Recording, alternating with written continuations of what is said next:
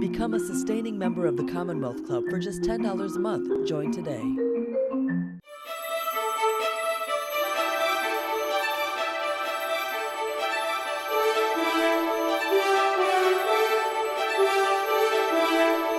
Hello, everyone. Welcome to today's virtual program at the Commonwealth Club of California. I'm Molly Solomon, housing reporter at KQED, and the co-host of the podcast, Sold Out: Rethinking Housing in America. And I'm really excited to be here moderating today's panel. In 2020, 250,000 Californians experiencing homelessness requested help from the government. Those were numbers that skyrocketed from previous estimates in some Bay Area counties. And California, as we all know, has some of the highest housing and transportation costs in the nation. And some California residents each day are struggling to make ends meet. Now, Californians are demanding change, and a cross-sectional group of affordable housing and homelessness advocates have created what's called Roadmap Home 2030. This is a definitive plan to end homelessness and create affordable homes for all over the next 10 years. Today, I'm pleased to be joined by some of the prominent leaders in this movement that are fighting for housing for all. Ruby Bellaria-Schifrin is here representing the Chan Zuckerberg Initiative as the Director of Housing Affordability, representing 500,000 constituents in the 17th Assembly District, which includes Eastern San Francisco, is Assemblymember David Chiu. Tamika Moss is founder and chief executive of All Home, a Bay Area nonprofit that's creating more economic mobility opportunities for extremely low-income people. And finally, we're excited to have Tanua Thrash-Ntuk, the executive director of Los Angeles Local Initiative Support Corporation, also known as LA LISC. Together, Ruby, David, Tamika, and Tanua are working alongside other housing advocacy organizations to implement Roadmap Home 2030. And it is extensive. There are 57 policy solutions in this plan that are setting out to create affordable homes, protect low-income renters, end homelessness, and ensure racial equity. So super easy tasks ahead of us. Their detailed plan has creative solutions, dedicated leadership, and this ambitious group that we're going to have a conversation with today believes that a better California is doable. So we're going to be talking about a lot in the next hour, and I want to ask that we include you in this conversation as well. We'll have an opportunity for you to ask questions. If you're watching along with us, please put your questions in the text chat that's on YouTube, and we will get to them in the later half of this program. So first, I just want to say thank you so much, Ruby, David, Tamika, Tanua, for joining us today. Thank you. We kind of listed out some of the goals of Roadmap Home 2030 at the top here, and they are ambitious, ending homelessness, creating over 1 million new affordable homes, closing the racial equity gap. And I guess I want to start with, this isn't the first time that we have heard of a pledge to solve California's housing crisis. So, what makes this one different? How will we get this done? And this is a question for everybody, but I'm going to start with Assemblymember Chiu. Thanks, Molly. What I would start with is, even before this pandemic and this recession, the state of California, the Bay Area, we had the worst housing crisis, the worst homelessness crisis, the worst tenant and eviction crises in our state's history. But, given that we're 1 year into the crises of COVID-19, we've seen homelessness increase. We have millions of Californians who've been one paycheck or unemployment check away from eviction. Housing production is nowhere close to where it needs to be. And while our state, we've taken real steps in recent years to address these crises, and we can talk about what we've done, if we are serious as a state to actually end the housing crisis and end the homelessness crisis, as we've been talking about, we have to act boldly. There's the expression, you go big or go home. And in this instance, I think we like to say we want to go big so we can go home. We can put a roof over everyone's head. We all believe that. I don't think you could ask anyone in California, do people think that we need to end homelessness and get folks housed? And everyone will say yes. And so we've all come together to say, if we're serious about it, we need to know how to get there. And that's what Roadmap 2030 is about. I think maybe we'll just go up from the people that I can see in the Zoom here. Tamika, why don't you go next here? Well, thanks, Molly. It's great to be on the panel with everyone. I think the Assembly member said it. One of the things that makes Roadmap Home unique to me is that it's a 10-year vision. We're not asking folks to imagine a world where homelessness is alleviated tomorrow, because it's taken decades, generations to get us to the position that the state of California is in with regard to an undersupply of deeply affordable housing for everyone who needs it. The lack of jobs that have allowed folks to keep pace with housing costs, competitive wages, where our low-income workers can actually see a future where they can take care of their families in the state of California. And so what excites me about this opportunity is it actually charts out very specific policies that, if invested in, if believed in at the scale that we need to do it, I do believe it's possible that we can end homelessness in the state of California, that we can make it a non-recurring, brief moment in people's lives that doesn't affect and define the trajectory for their families for generations.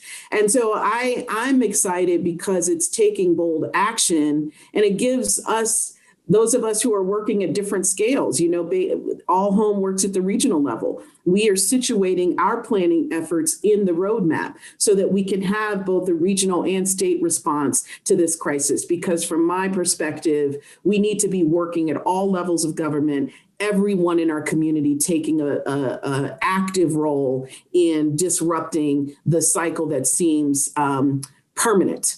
And I think we resist that by leading with the roadmap. Yeah, I think yes, and to everything that both Assemblymember Chu and Tamika Moss just said. For us, I think it's really interesting because we, there's a moment issue right now, right? With COVID kind of compounding the impacts. It's not creating a new problem, it's exacerbating the existing ones. And the face of homelessness, frankly, is changing, right? I think people are starting to understand more and more across our state that it's not all because of mental illness or substance abuse, right? It's low wages, it's wage inequality, it's one bad health scare turned into car accident, right? Turned into, your rent just went up. And so now someone who never thought that they would be homeless or living out of their car, having to deal with that reality.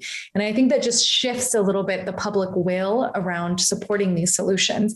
And so then on the flip side for us, we're like, okay, we want to support groups that are on the front lines, united in a vision and effort towards mobilizing people, elected officials, right, other groups towards sustainable long-term change. And that's really what the roadmap embodies, right, is a collective vision towards where we want to go and a unifying rally cry so that our leaders like Assemblymember Chu and others who are working as lawmakers can have something to go off of, right?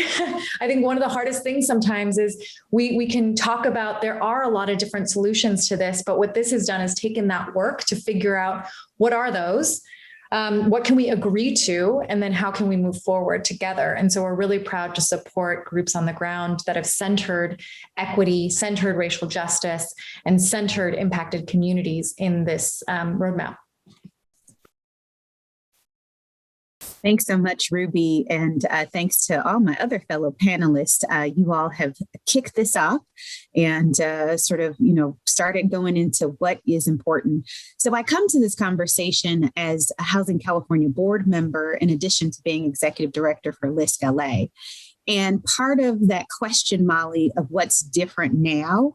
So there is a sense of urgency that we as board members have been feeling for some time. This is a matter that is urgent. Anybody who has experienced homelessness, certainly all of us who are on the line who worked with the homeless population know that it is a tragedy that must be addressed as soon as possible. This roadmap home is all about the fact that it's not going to take one thing, that it's not going to take one day, that it's not going to take one solution. So that's why you have 50 plus solutions in this document. And those solutions span planning efforts, coordination efforts, financing efforts, local, regional, state efforts. Prior to that, we've been working one city at a time, one region at a time. We've been working, one intervention strategy at a time. And really, the roadmap home is all about the fact that we've got to be comprehensive. It's going to take all of those strategies in order for us to address an issue that, as Tamika said, that's taken, frankly, in some cases, generations in the making in terms of where we are. So the roadmap home, not only does it have all those dimensions, and I like to think of it as we have taken homelessness and said, no, there isn't one supreme solution. There are several that we need to be going after all at one time. So we've three-dimensionally really looked at it in the roadmap home. And then in addition to that, and I really appreciate Ruby going ahead and putting that out there as well, is that this roadmap home is also imbibed with the understanding that diversity, equity, inclusion, and justice have got to be part of the solution as well. And so as we move into the conversation, we can talk about what that means in terms of who's impacted most likely by homelessness. We can talk about how the production of housing as one element of being able to solve homelessness, who benefits from that. In terms of financial largesse and opportunity.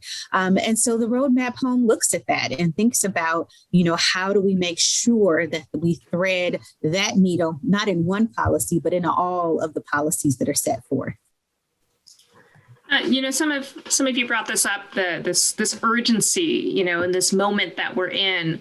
I wonder, California, we had a housing crisis well before the pandemic, and it just seems like all of those inequalities have only gotten wider and more exacerbated because of this. Assemblymember Chu, how has the pandemic impacted our state's ability to respond to this affordability problem? I feel like, especially when it comes to new policies or looking at the legislature for answers, a lot of that got put on hold last year because we were dealing with a global health emergency.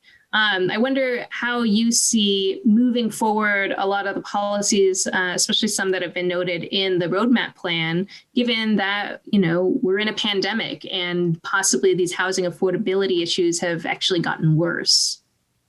Well, I think for many of us who've been working in this space and on these issues have been frustrated for years that the fierce urgency of now, the rallying cry that the civil rights movement has brought to so many issues hasn't been brought to bear for this issue of housing. And housing is still often treated as simply a market good that sometimes is priced too high for, say, 160,000 people a night to be able to afford a roof over their heads. And for many of us, we just find that unacceptable. Now, what the pandemic did was not just highlight the inequities and showcase that, but it did two other things. It highlighted for us how intense things could get if we screwed up. And by that, I meant we were very concerned at the beginning of this pandemic that coronavirus would go incredibly viral through our homeless communities. And we actually started doing some things differently through so-called Project Room Key and Home Key to basically take underutilized spaces like hotels and motels and start putting folks in those spaces. And we were able to, in very quick order, get folks inside, which not only protected them from coronavirus spread and got them out of the elements, but proved that we could actually house formerly homeless folks quickly. Now that was able to house, say, in the tens of thousands of folks, but we still have, again, 160,000 folks who are sleeping on our streets any night of the week. But, from my perspective, this experience of the pandemic both highlighted the extreme need, but also what happens when we turn the crisis into an opportunity. And I think that the work around Roadmap 2030 is really about saying we have to do it now, for fierce urgency of now. We have to do all of the above. We can't just do A or B or C. We've got to do all of it at the same time if we're going to actually grapple with this crisis. I wonder too, I mean, just to follow up on that, Assembly Member, are you concerned that, there is so much that's needed in terms of, the legislature's priorities, that housing will get lost in the mix here? That's always a concern. We're working on a million things as state policymakers, but I will tell you that housing and homelessness was at the top of the agenda before the pandemic, as evidenced by Governor Newsom devoting his last State of the State address before the pandemic entirely to the conversation of homelessness. But even at this moment, just a few hours ago, I was meeting with many of my colleagues, and it was brought up that we have to get back to tackling this. And both the Assembly and the Senate are committed to this idea that we're going to have to go big. And we're all committed on the legislative side to the idea that, for example, a $20 billion expenditure at this moment is entirely appropriate if we're going to start to address this crisis. And that's the level of scale that we're going to need. Big number. I want to bring Tamika, I want to bring you into this conversation. We laid out some of the opportunities to house homeless people through Project Roomkey, which is then turned into Project Homekey at the state. And I know that, more recently at All Home, you've been thinking really deeply about solutions and how we can go further to significantly reduce homelessness, especially at a regional level in the Bay Area. We also had, the most recent numbers come out on the point in time counts in California, and it's grown in the state to more than 160,000 people that are homeless, and about half of the country's unsheltered homeless population are in the Golden State. That was before the pandemic. We haven't even done a more recent count, and we probably won't know those numbers until next year at least. Why do you think we're going in the wrong direction? Well, Molly, I think part of the challenge is that we were, in my opinion, doing our best to maintain homelessness across the state, right? Where you had folks who had different levels of chronicity. There was sort of a tolerance, frankly, for the fact that there were many of our neighbors who were calling the streets home for decades. And I think what has happened is that homelessness is not just a crisis for the people experiencing it. It's a crisis for the entire community. When you see your neighbor degrading on the street, having difficulty dying on the street, that's not just an empathy or human impact. That has an impact on the entire viability of our community. And so I think what the pandemic has done is sort of lifted up the humanity of why poverty, homelessness, lack of social safety nets, all of those structural challenges that many of us have been working on for decades are now at the front door and the front of mind for folks who typically were just living their lives and doing the best they could. And now they're impacted.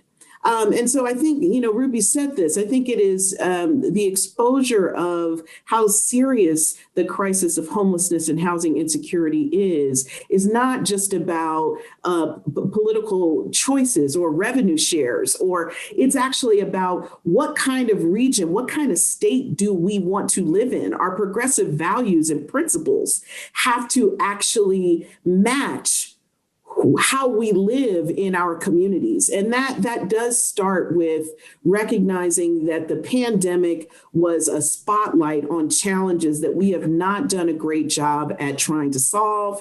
And in order to solve them, we can't make one-time investments. One of the things that I think is incredibly necessary is that we make an ongoing commitment to resolving these challenges. $20 billion sounds like a ton of money, and that is extraordinary. And just in the Bay Area, to resolve to achieve a 75% reduction in unsheltered homelessness over the next 3 years would cost us $6.5 billion. So when you think about scale of investment, that is an incredible number. But what we have to do is sustain our investments. We have to be sustaining the right interventions over time. We can't abandon the things that we know work.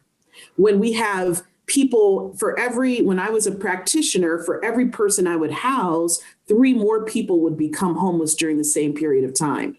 And so what you've heard from my colleagues is that we have to make simultaneous investments in interim housing, which brings people off the street. We have to make simultaneous investments in permanent housing, which allows people to actually have permanent places to live, and not just permanent supportive housing. Not everyone who is experiencing a homeless housing crisis needs intensive services. They need deeply affordable housing. So we need permanent exits that match people's needs. And we need to simultaneously invest in prevention, Molly. We have to prevent as many people from coming into our homelessness system as possible. And I think if we're able to kind of make those simultaneous investments in the solutions that work and sustain them, then we will actually see reductions over time in the number of our neighbors who are experiencing this crisis. I think that, Ruby, I want to bring you into this as well. I mean, I feel like we all are on the same page that, the solution to homelessness is to house people. Why can't we just build more housing, or why is it so difficult to do that? And where's that money going to come from? Yeah, great question. We do need to build more housing. That is definitely part of the solution. But I want to be clear also that we can't build our way out of this either. That there are structural inequities, again, rooted in racism, right? Like when you look at the state of California, since 1980, Black homeownership has declined by 20%. Nationally, Black homeownership is at about 48%, which is lower than it was pre-discrimination laws in 1968. So there's something seriously wrong structurally. Not only that, but we actually, there was a Brookings study that came out that talked about devaluing Black neighborhoods, right? That the value of a neighborhood that is predominantly Black, even if you hold everything else steady, like between that home and a white home, the Black home is worth less. That's crazy, which means you're actually taking wealth away from Black households.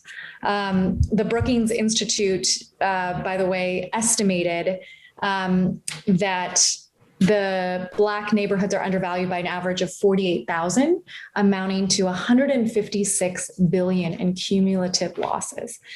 So part of the question that we ask to, at CZI in terms of what we fund, who we fund, how we support this ecosystem is where are we building?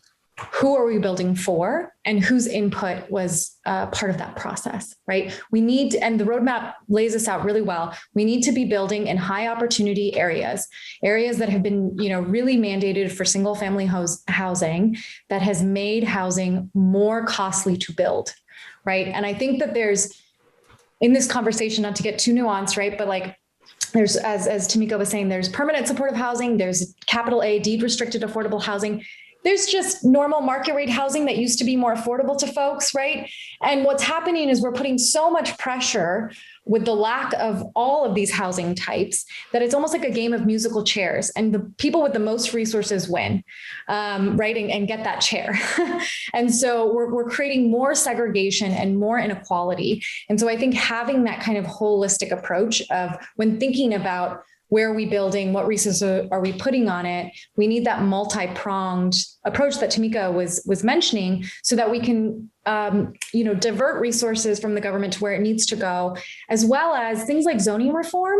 That doesn't cost folks a lot of money and actually creates opportunity for a private market potentially to come in and serve a certain section of the market. Like as Tamika and David were saying, we can't, it's not completely a market good, right? But at the same time, we've made it really hard for everybody across all income spectrums, pretty much, to make it work. So I think a lot of what we're trying to do is not just how do we build more, but how do we dismantle the systemic racism that permeates in our system today? Tanua, kind of jumping off of what Ruby was saying here, racial equity and dismantling some of these systems. I mean, that's sort of a core part of this plan. Knowing our housing history, there is, a long legacy of redlining, racist policies.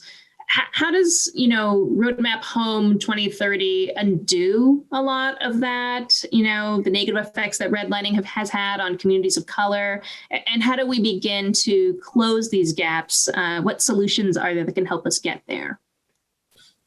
So all of my fellow panelists have sort of led up to a piece of this in terms of what is possible. You started, Molly, with the question of, there's a pandemic. We couldn't possibly have time or the money to address this issue.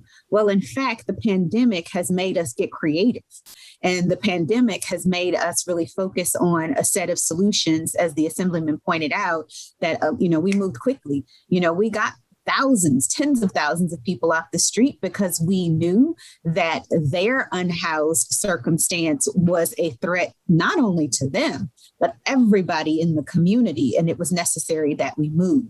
We've also seen for a number of our working families who have, taken their entire paychecks, 50, 60, 70% of it, to put it into housing. And they've been asking for relief because we can't provide the kinds of jobs that give them the income to be able to afford. This pandemic has shown us that we can help people pay rent, that we can help people, stay housed by being able to focus on those who are of lowest income. And then this concept, when we think about who is that, right? Who are those people? In the state of California, we know by and large, Ruby gave the statistics on homeownership. The statistics are in the opposite direction when it comes to who is homeless in this state. And then, certainly in LA County, the largest population is Black people here in LA County. While we represent about 8% of the county, more than 40% of those who are homeless are Black. These are not coincidence, right? This is structural, systematic circumstances that make it more and more difficult for people to be able to access housing, sustain that, let alone get to a point where they're thriving in that housing. So you ask, how is the Roadmap Home addressing that? Part of what we have to do in the Roadmap Home is that we have to build. And it's great. We need to build in high opportunity areas. But in order to do that, the Roadmap Home also says we've got to rezone in such a way that we understand that there's an opportunity to share the land, right? So we have to think about air rights at this point. We have to think about going maybe one story up in neighborhoods so that we can keep pace with the number of people that are here who need to be housed in our communities. Those are elements. There's also this idea that, and I'm loving that we're talking both rental housing as well as home ownership, because you can't forget about home ownership. So many families are able to sustain themselves because, while it might not be comfortable to have 2 and 3 families in a home, at least we have an opportunity to create a structure and a family unit that can work together and maybe move on into different circumstances. Without home ownership, it's very difficult to do that. Without home ownership of the land, you can't transform that land into the size of home that you need in order to accommodate your family. And in many communities, we know that family is intergenerational. And so being able to sustain is important there. So we've got to talk about rental. We've got to talk about home ownership as well. And then finally, I'll say a lot of what we're talking about is that, yes, it costs money to build housing. It costs money. We know the land costs. We expect that it's going to, we've got to pay people who are working on these projects a living wage. We've got to compensate any owners who are using their land for this process and any other consultants that are part of this project. And so the question becomes, who is involved in being able to benefit from the financial construction of this housing that we need to have? And that has a racial equity lens. We have an opportunity to identify BIPOC-led entrepreneurs of color who can help with building this housing. So at the very same time that we're looking to build up the economic opportunity in communities, as we're building up the housing in communities, the opportunity to marry the two are there. And we need to be setting goals and thinking about how can we make sure that those who benefit not just from the housing and being in it, but those who are part of the commerce and construction of that housing are also people, of the community who will have a chance to benefit as well. Assemblymember, I wanted to go back to something that, was passed earlier this year with the goal of protecting renters, amid a pandemic from being evicted. You and your colleagues in Sacramento had passed a moratorium that expires in a couple months now. I wonder, what are the short and long-term things that you're going to be doing to make sure that the 2.1 million struggling renters right now are protected from a wave of evictions? So to contextualize it to folks who may not know what we did, during this pandemic, because we asked folks to shelter in place, a lot of folks lost their jobs, saw no income, and were not able to pay rent. And while there was an initial eviction moratorium that was put in place by the courts, last summer, the courts decided that they weren't able to continue that legally. And so we extended for a few months eviction protections that essentially said, as long as you couldn't pay your rent because of COVID, you wouldn't get evicted. Well, those protections were slated to end at the end of January, which meant that we were staring down an eviction cliff, potentially involving millions of Californians.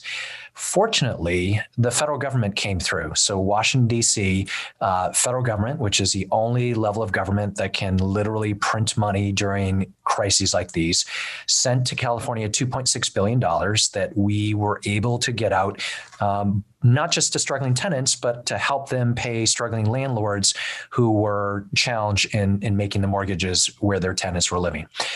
This program just went into effect. And for folks who are listening who make less than 80% of the area median income, you are eligible. You should go visit housingiskey.com. What we're doing at this moment is we are monitoring those funds. We don't know how long the $2.6 billion will last. Our hope is it will go a long way toward addressing the crisis, but we don't exactly know. And to your point, these protections and this program are effectively going to run out at the end of June. So we are monitoring this closely because the last thing we need right now, as we're trying to come out of this pandemic and put our economy back on track, is seeing hundreds of thousands of tenants evicted onto our streets. So it's very likely in the next couple of months, we'll have to have another conversation of what more we need to do in this area. Could that conversation be an extension of the moratorium? Absolutely. If it were up to me, I'd initially proposed that we extend the moratorium to the end of this year. The decision was made to extend it to the middle of June. Fortunately, President Biden and Vice President Harris and the Democrats in Washington have agreed to a second tranche of money that we are able to distribute in California. So we're going to figure out in the next couple of months the rules and the terms under which we are able to help folks, because the alternative of allowing rental debt that are not the fault of tenants to then result in a huge wave of homelessness, that clearly that's not a viable option for California at this time. Tanu, I know your organization LISC is part of this effort. They were hired by the state to administer the $2 billion you had mentioned earlier that gets distributed through this new rent relief program that the state is coordinating. I wonder how that's going. I mean, how is it that we're ensuring that the relief is getting into the hands of families, whether it's struggling renters or landlords who need it the most, so that they aren't, left with significant debt that could hurt further, housing opportunities for them and could maybe even have them fall into homelessness? Yeah, I want to thank Assembly members like Assemblymember Chu for their leadership in making sure that we had a program that was up and running as quickly as possible here in California to really help renters and to give renters and landlords an understanding as to what kind of help they can expect and sort of what the rules of the game were going to be. You noted that LISC has been hired by the state or contracted with the state to help deploy the $2.6 billion. That's not quite right. We are part of a team of other organizations and consultants. And really, our work as LISC is rooted in our experience in being a ground game and local supported organization. So what we're doing is really focusing on building up a local partner network of organizations who know community, who know where community is located. We are anticipating, in order to get people to apply to this online only portal, that there are folks in remote places. There are people who have disabilities and can't get out. There are those who don't have broadband access. And even if they do, their digital literacy and fluidness and ability to upload documents may be difficult. We know that these organizations that we're contracting with and have on a local level, we're asking them to make sure that they're providing information in language so that people who have speak other languages other than English are well accounted for in the system. And frankly, we are making sure that organizations understand that this is all about helping those eligible households, regardless of their language level, because literacy may be an issue. I mean, it's a intensive application that the federal government is asking us to verify things from households. And we want to make sure that we have folks who are able to access that application. The Assemblyman has put the housingiskey.com website out there. We need every eligible household, anyone who is holding rent debt right now. Now is the time to ask for help. And in addition to that, this is also a program that's focusing on future rent. So if there is an eligible household and maybe the arrears are taken care of, there is an opportunity to get future rent accommodated for. And in addition to rent, we also know that some families forego paying their utilities in order to keep the roof over their heads. And so this program also allows for those households to be able to get their utilities paid. And those can actually be paid up to 100% of what those back debt is for utilities. It's going. We've got about 101 local partner network organizations across the state working in community. We'll probably add a few more, but we want to see more applications. We want to see more households coming in because we know that rent debt is out there. All right, housingiskey.com if you haven't signed up already. Ruby, we have a pretty stark income gap here in the Bay Area. Can you explain that to us and how, we've seen the success of huge companies that have come here, huge tech companies that have come here. How has that contributed to that widening gap, especially when we're talking about high housing costs here? Yeah, absolutely. So one thing for sure is that the housing affordability crisis long predates kind of the rise of tech in particular in Silicon Valley, right? And is more so in a lot of ways attributed to the decades of systemic inequalities that disproportionately impact low and middle income Californians. That said, the rapid growth of these companies, the wage inequality and the influx of people that the region hasn't been able to accommodate for has really worsened these underlying issues within our housing system. And it's created a couple, dynamics. One is soaring rent and high housing prices that are just out of reach for many residents. Second is greater displacement as a result of that, right? Particularly low income folks and people of color. And kind of when I was talking about the game of musical chairs, I feel like for me that is that visual. And then also the third is greater inequality because the folks who can stay and the folks who also are able to move to areas of high opportunity and kind of resource rich areas see better economic outcomes, not only for themselves, but for their children. Raj Chetty has done a lot of work on this, right, in terms of economic mobility and how place matters. And so I think that's extremely important when thinking about why why we should mitigate displacement, why we should, think about ways to be more inclusive and accommodate this growth.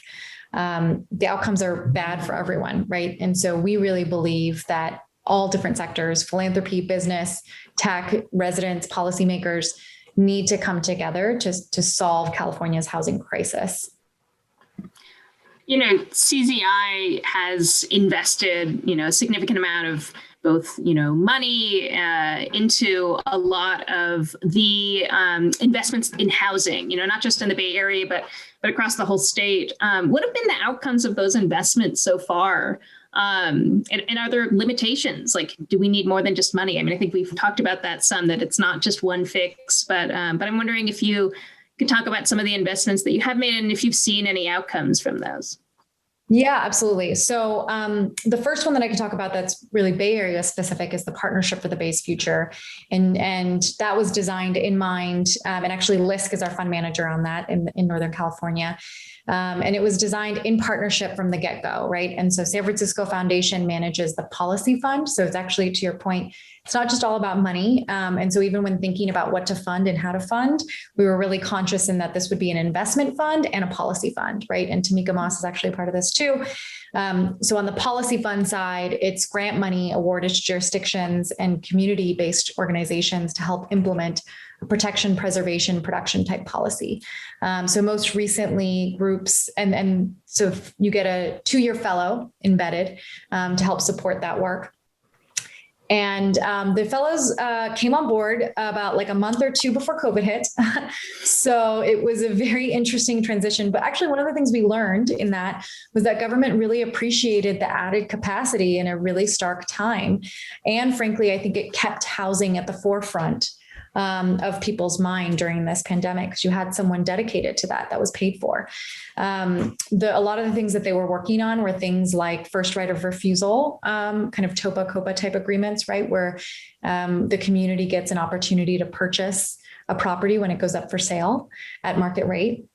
And then on the investment side, it's a $500 million investment fund that CZI seeded with $40 million first loss capital to help preserve more housing. So the goal is to produce or preserve 8,000 units of housing across the 5-county Bay Area.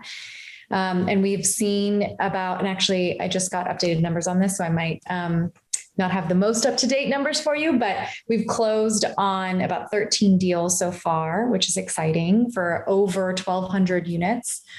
And this is what's, I think, really exciting about it is, again, it's rooted in that collaboration, right? It's JP Morgan Chase is involved, San Francisco Foundation, Genentech, Facebook specifically created a fund in there called the Community Housing Fund, which is $150 million specifically for ELI, extremely low income. So it's lended out at a rate of 2%, which is great, really competitive in the market. Like when you were talking about kind of what other obstacles are in the way, it's the high cost of housing, right? Nationally, it's about $200,000 a unit to build an affordable housing unit. In the LA area, Tino might correct me on this, but it's around $400,000. In the Bay Area, you're looking even higher than that. So and that against the backdrop of dwindling government funds, right, coming in, both from the federal and the state level, we've just been disinvesting in this, creates a bigger gap to build. So part of what the roadmap does too is address that and saying we need to reinvest into our housing system. And I know Assemblymember Chu has a bill on this too to expand the LIHTC, the housing credit to help build more housing. So that's one example. Another kind of example too in the Southern California region is we just actually launched a local owner rental coalition. So this is a coalition to support BIPOC owners to retain their rental units. Like we were talking about the impact that renters are facing. That pressure also puts pressure on mom and pop owners, right? Who are maybe a few mortgage payments away from getting pressured to sell or go into foreclosure. And when we're talking about wealth building and actually not just holding on, not just, taking buckets of water out of the boat, but actually plugging the holes in the boat, we need to also be talking about the wealth building piece. And so that's really focused on supporting both tenants and also these owners to retain their assets. But But I'll stop there. I feel like it's a lot of talking. Yeah. Tamika, this is a plan that spans like 10 years, the goal being to get to these targets by 2030. What's the thinking behind that sort of longer vision? And does that longer runway offer any challenges or opportunities? Well, I think it offers opportunity because it allows for us to imagine a world where we actually have persisted in the efforts that we're setting up now.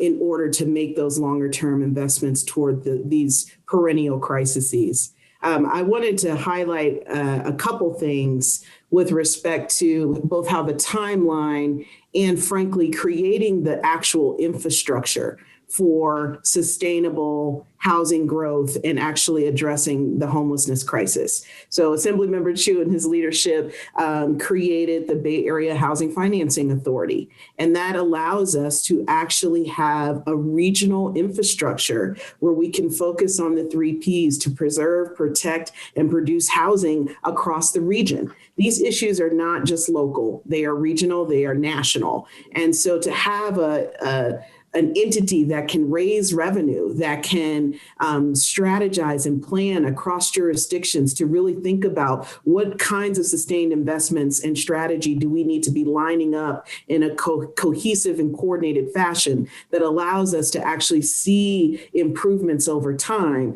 That's what the roadmap offers us. And having BAFA in the space allows us to do leveraging of public dollars, of private dollars. These are often public-private partnerships that we're leveraging to get impact at scale. And so I think it's really important that the federal government and the Biden-Harris administration is looking at housing as infrastructure. Because to me, it's not just about services. It's not just about programs, right? It's about how do we deal with the systemic barriers that perpetuate these issues in the first place, make investments in those areas, and be unapologetic in the fact that we are all about closing the racial disparities. Homelessness and poverty is not happening to everyone. And yet what we talk about all the time is how we have to spread these resources so thinly because we have so many priorities. That is absolutely the case. I've worked in the public sector. I know that well. But the fact of the matter is this is life and death for more and more people in our community. And so I would just posit that if we make the right kinds of investments over the sustained period of time that the roadmap is introducing, we will actually need to spend less on emergency and urgent interventions and actually spend more time on creating a society that can thrive for all. So if we make the right upfront investments that the roadmap is plotting out over the next 10 years, then our costs shift. We spend the billions of dollars on corrections every year.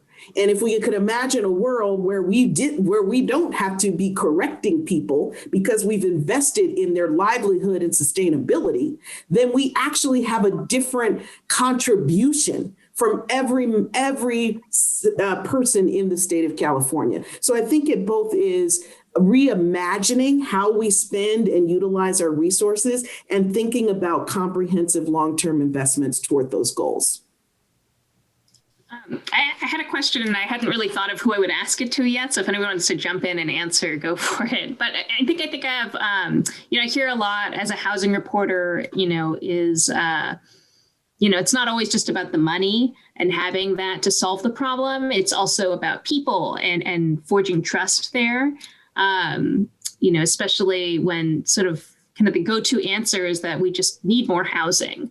How do you build trust at the community level to trust that, the developers who are building this housing have the community's best interests in mind?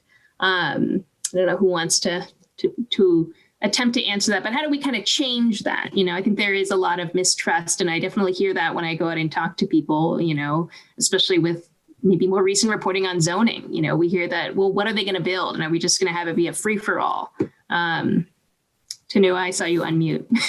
Yeah, I think one of the values as well in having a roadmap home is that as I've presented it in different settings, I say to communities, and where do you see your community fitting in here?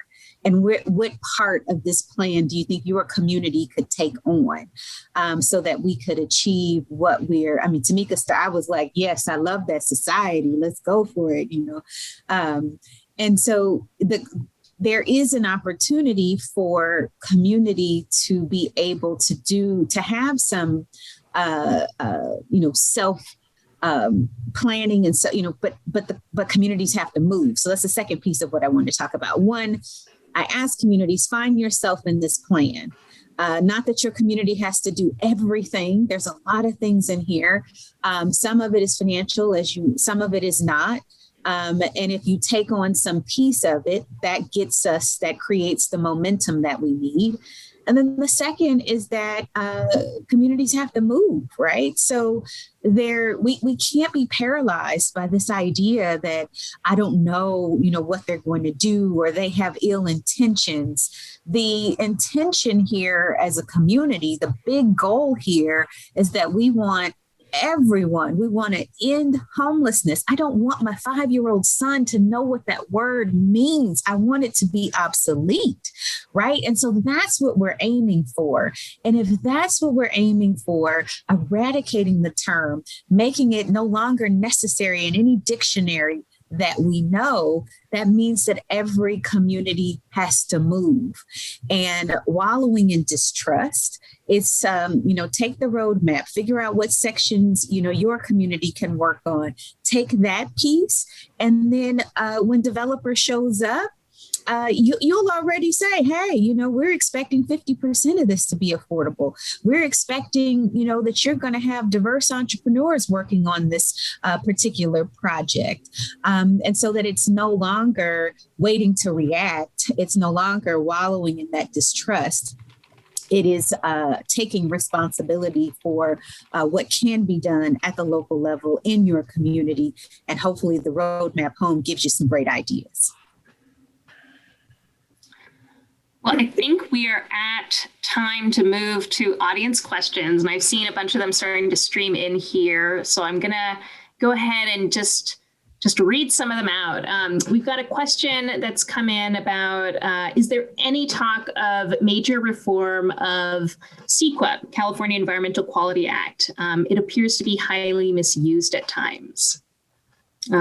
Maybe Assemblymember Chu, did you want to? Sure. So every year there are always quite a few bills in the CEQA space. And I do think there needs to be a conversation of what we can do to improve on it. I think there's a lot of consensus that I share. The CEQA has been a really important law to protecting our environment and ensuring that we are planning and developing in the right way. But it has been misused. And there are folks who have chosen to file appeals against neighbors out of spite for reasons that are not really legitimate. The problem is there are stakeholders who feel very strongly that CEQA needs to be protected, and they have other solutions on how to address homelessness. And as I often say, it's easy in the political process to kill and stall reform. It's harder to get things done. And what I see in the housing policy space and the housing political space is every stakeholder brings their pet policy issue. So there are some who want to figure out how to reform CEQA. There are others that want to figure out how to get a lot more money into affordable housing. There are others who want to streamline housing development, and others who want to protect tenants. And what often happens is each interest has their pet idea.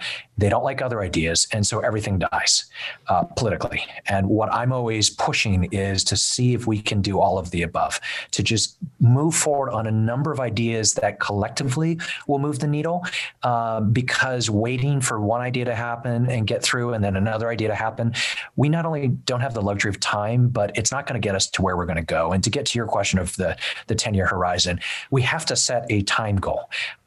If it were up to me, it would be faster, but I think it's hard to imagine realistically, for example, ending homelessness in 5 years. And so the idea of ending homelessness in the next 10 years, I may happen to have a bill, AB 816, that will call on the state of California and every city and county in the state to establish a 10-year plan to ending homelessness. We all know it's doable if we have the will to do it, but we have to agree that we're going to do it, and we have to really support all the above solutions. And I guess to CEQA too, that was part of why the governor was able to move so quickly with Project Homekey, is that they were able to include a piece of that said that CEQA could be waived for acquiring and converting some of these hotels and motels. That just made the process go so much faster. Interesting. So another question that's come in is, won't these simultaneous investments, they're going to need some sort of public-private partnership. The state's not going to be able to shoulder all of this on their own. So how do we do that? Well, maybe I'll start there. I mean, I couldn't agree more with the caller. And maybe Tanua was also saying this. Every single stakeholder in our community across the state has a role to play, civically, resource to ending homelessness, but also dealing with the social ails that continue to permeate and reverberate around homelessness and poverty. And so public-private partnerships, I think, are an incredible way to pilot, to innovate, to be creative about ways in which we can study things, we can learn things, we can make investments. CZI is a great example. They make investments in ideas because the government doesn't have as much flexibility all the time. The government doesn't have resources that can be deployed quickly all the time, right? And so I think those public-private partnerships facilitates both creativity and a sense of agility. You can try things, you can learn fast, you can fall fast. And then what we hope is by demonstrating success, then we get our public sector partners at the table to really invest at scale. One of the key elements of this moment is that the federal government has re-engaged in this issue in a way that we have not seen in decades. In fact, they have been disinvesting in housing and homelessness for decades, which is why jurisdictions like the state of California and many other states around the country have had homelessness increase, have had many of our other economic and social challenges worsen. So it is heartening to see that the federal government is taking leadership around this, and we need that sustained partnership in order to keep the private sector and philanthropic sector at the table. There was another question that has come in, and it's, how do these ideas protect minorities that are already experiencing, years, decades worth of discrimination, policies that have discriminated against them for years? How do we go beyond that? How do these ideas protect those same communities?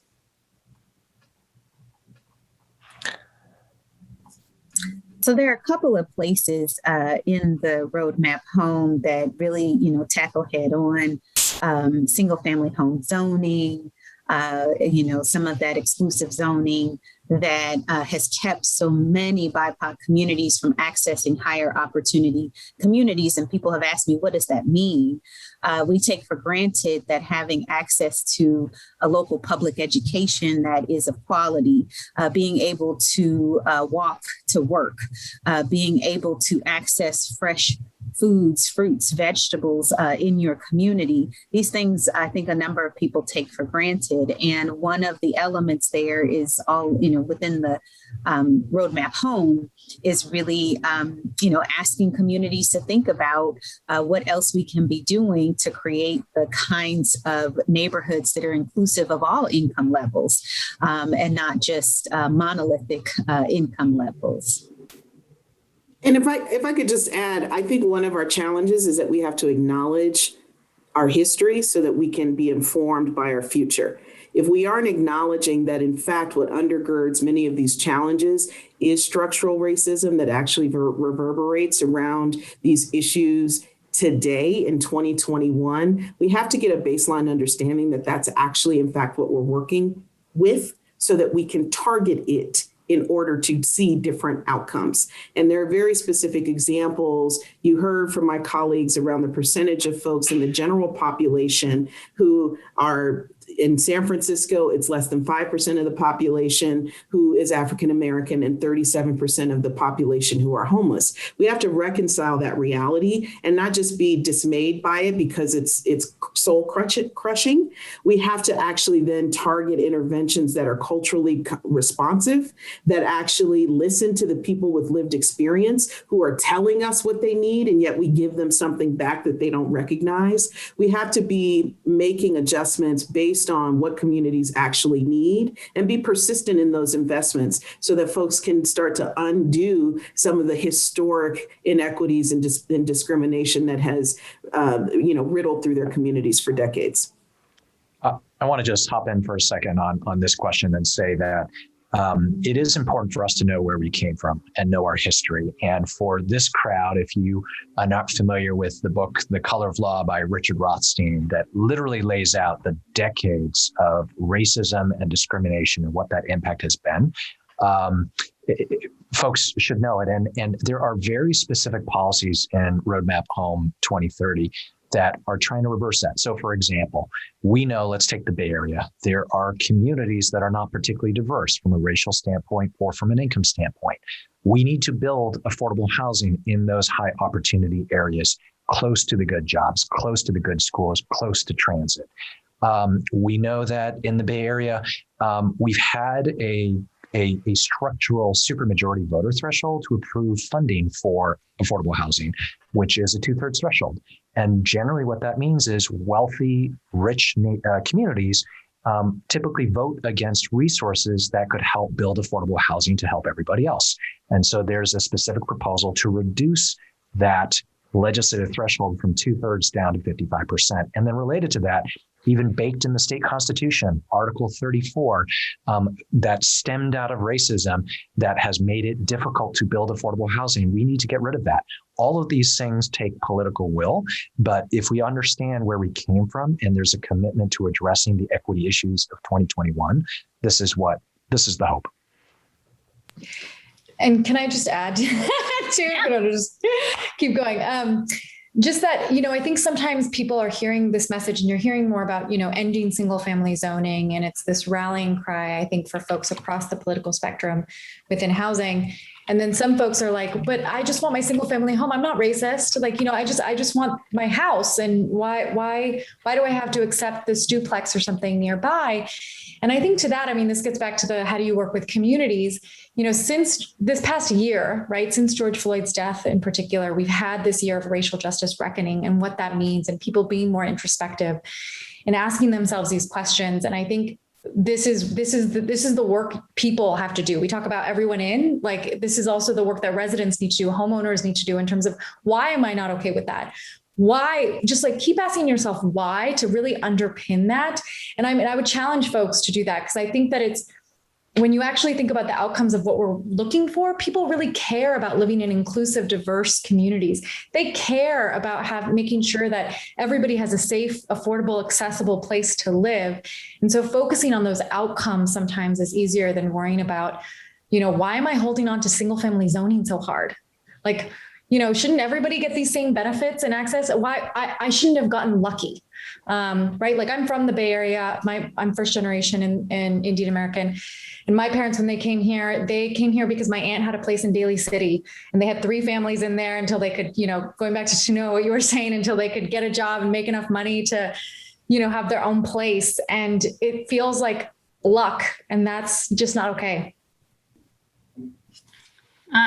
I wish we could just keep talking for the next hour, but we have reached the point where we've got one last question. So here's the final question that came in from someone, and it's a question that is for all of you. Obviously, there's no magic wand to fix this problem, but if there was one policy fix that you could implement tomorrow to help, what would it be? For me, it's not a policy fix. It is an opportunity to change hearts and minds so that there is a focus on the fact that those who are hurting, those who are in poverty, those who are unhoused, everybody has got to be doing everything they possibly can to solve and to work on those issues. So for me, it is not a policy matter because I think that will come. I want to keep focusing on the hearts and minds that we need to win on whatever that path is that people see, but the path to being able to have the kind of society that all of my colleagues have just described, where everyone is housed and has an opportunity to thrive in that place.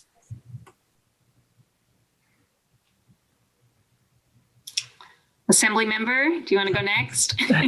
Sure. I think superpower housing fix. I think building on what Tanua said, what I would do is it's more of an action. I would take all of the stakeholders who are typically at war on how to accomplish these goals, and I would put them in a room and I would lock the door.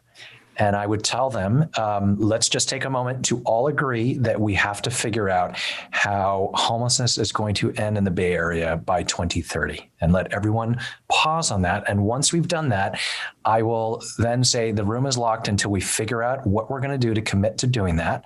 And I have a feeling that most of the ideas are embodied in this Roadmap Home 2030 document. And then when they all figure it out, we'll let them out and we'll all go do our work and get it done. And hopefully in 10 years, we'll have a panel where we talked about that moment in 2021 during the pandemic when we all agreed to do this. That's a twist on Project Room Key.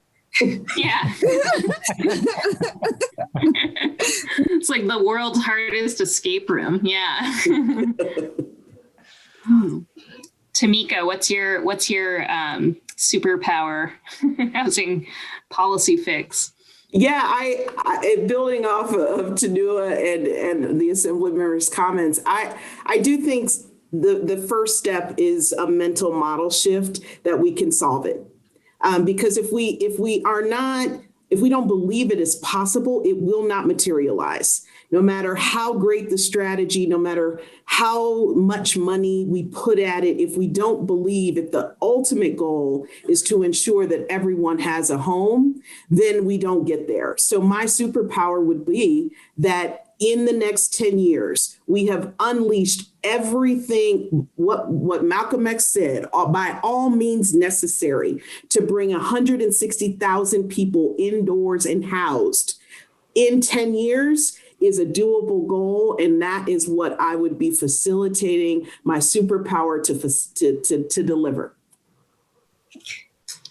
I mean, they stole it, I'm going to say. No.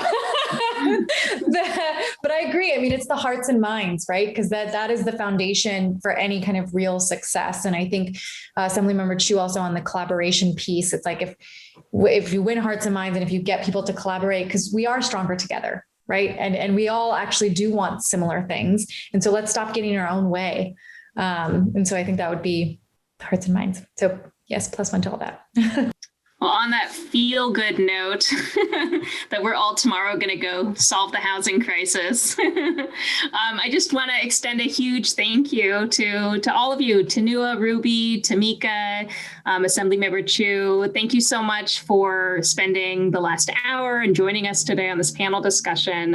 We'd also like to thank all of you, our audience, for watching and participating live with us today. Thank you so much. And if you'd like to watch more programs or support the Commonwealth Club's efforts in making this virtual programming possible, you can visit commonwealthclub.org/online. I'm Molly Solomon. Thank you, everyone, for joining us. Stay safe and healthy. Thank you, Molly. Thanks, everyone. Thank you. Thanks all.